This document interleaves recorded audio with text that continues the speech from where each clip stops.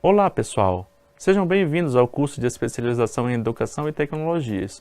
Sou o professor Glauber Santiago e estou aqui com o professor Daniel Mil para lhes apresentar esta videoaula do componente curricular Introdução à Educação e Tecnologias. Saudações estudantes, eu estou muito contente de estar aqui também. Bom, o principal propósito desse vídeo é proporcionar a vocês informações sobre o tema do curso e sobre o seu funcionamento. Por se tratar de uma proposta inovadora em termos de processo de ensino-aprendizagem, é fundamental que seja debatida a formação híbrida, integrada, aberta e flexível, bem como suas múltiplas habilitações: mídias na educação, produção e uso de tecnologias para a educação, gestão na educação à distância, docência na educação à distância e design instrucional. Antes de entender um pouco mais o funcionamento do curso, é fundamental fazermos uma reflexão inicial sobre o seu tema: Educação e Tecnologias. E é isso que faremos na unidade 1. Educação e tecnologia são conceitos que se relacionam desde sempre, de forma que a evolução de um geralmente significa o aprimoramento ou modificação do outro. Glauber, como exemplo disso temos as tecnologias de suporte à escrita. A tecnologia da escrita em areia, por exemplo, já foi usada de modo interessante no processo de ensino-aprendizagem antigamente, quando o mestre ilustrava conceitos e ideias para os aprendizes. Já a tecnologia da escrita em rolos de peles de animais possibilitava o armazenamento de textos para a utilização posterior, permitindo novas possibilidades educacionais para além da escrita em areia. Em seguida veio o papyrus, o livro, o caderno, a gravação em voz, a imagem, as telas do computador, a internet, etc. Todos podem ser considerados suportes para a escrita e para o ensino-aprendizagem. Estes são alguns breves exemplos da relação entre a educação e a tecnologia. É interessante, Mil, porque normalmente quando se fala em tecnologia, se pensa em internet, computadores modernos, smartphones.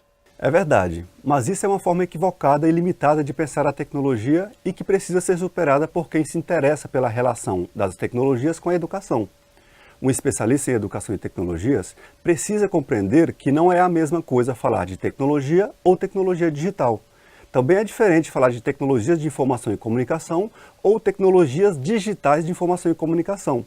O fato de uma tecnologia ser analógica ou digital não a torna menos tecnologia. Então, no contexto da educação e tecnologias, temos as tecnologias de informação e comunicação, ou TICs, e temos algumas delas que são digitais, as TDIC. Por exemplo, o jornal, a revista, o livro, ou mesmo certos tipos de audiovisual, são tecnologias analógicas e não digitais. Mas ainda assim são tecnologias importantíssimas, diga-se de passagem. Nós vamos trabalhar melhor essas questões conceituais ao longo de outros componentes desse curso, mas por enquanto é importante definir alguns aspectos conceituais sobre as tecnologias no contexto educacional. Primeiro, tecnologias podem ser produtos ou processos organizacionais. Um lápis ou a escrita, por exemplo, as tecnologias são desenvolvidas como estratégias para o homem se relacionar com o mundo, com outras pessoas ou com a natureza. As tecnologias são, portanto, artificiais.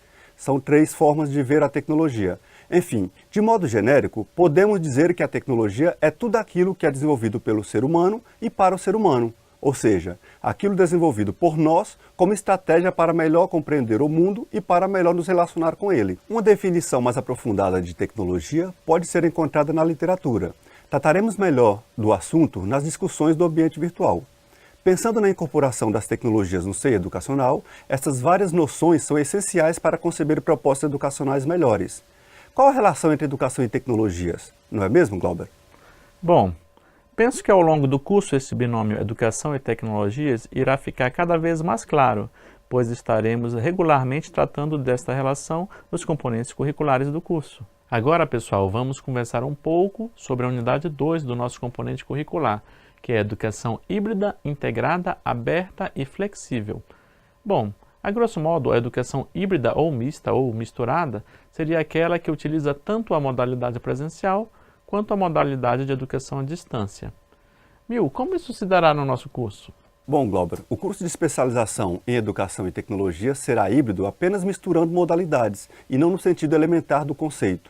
Assim, o estudante pode escolher realizar alguns componentes em ofertas presenciais e outros componentes em ofertas à distância.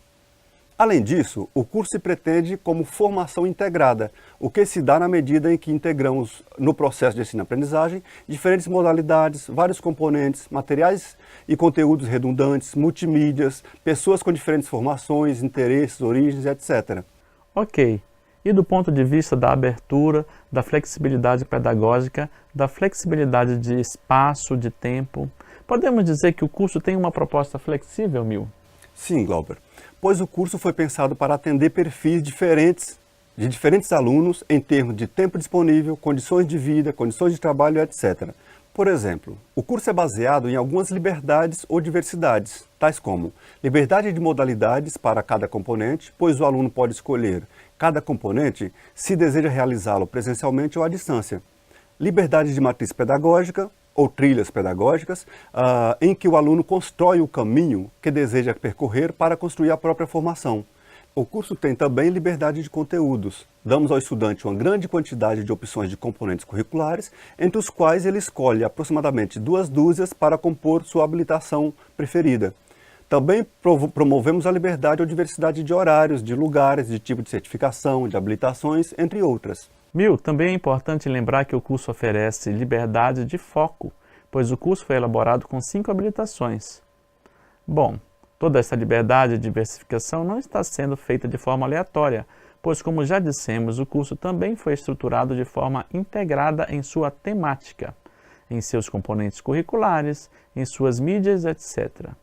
Uma integração que considera o conceito de redundância para considerar os diversos estilos de aprendizagem dos estudantes. Isso mesmo, Glauber. Pessoal, agora vamos partir para a unidade 3, que trata das trilhas pedagógicas e habilitações do curso. Esses são 2 conceitos ou ideias muito importantes para o estudante aproveitar melhor o curso. A trilha pedagógica foi uma forma de organizarmos a formação de modo a dar opções para que o próprio estudante possa decidir o caminho que deseja seguir.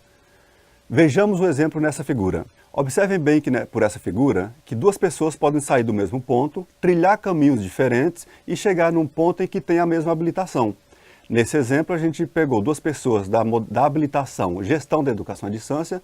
Ela segue caminhos diferentes, uma mais em verde, a outra mais em vinho, em vermelho, e ela passa por componentes diferentes, componentes curriculares diferentes, e ao arrematar o curso com o seu projeto integrador, ela terá conseguido uma habilitação em Gestão da Educação à Distância, mesmo tendo feito caminhos diferentes ou trilhas pedagógicas diferentes. Essa é a ideia da trilha pedagógica que o curso arremata para dar mais liberdade entre essas 60 opções de componentes curriculares. Ele escolhe aquelas 20 e poucas que interessam a sua habilitação e conclui a sua habilitação dessa forma. Pessoal, e para realizar uma habilitação, o estudante tem que considerar as seguintes quantidades por categorizações de componentes. 5 componentes obrigatórios, ou seja, são necessários para todas as habilitações, com 25% da carga horária total do curso. 10 componentes optativos, prioritários conforme cada uma das habilitações específicas, com 50% da carga horária total. E 5 outros componentes quaisquer, entre os quais o estudante pode escolher componentes livres ou componentes optativos, até completar 25% da carga horária do curso. Bom, além destes componentes, o estudante tem que elaborar o seu trabalho de conclusão de curso, que será desenvolvido como um projeto integrador dos componentes curriculares que realizar. Uma das partes mais complexas e importantes do curso é a montagem dessas trilhas pedagógicas. Os componentes serão distribuídos entre blocos de 1 mês de oferta. Aí, cada estudante escolhe 2 ou 3 componentes por bloco.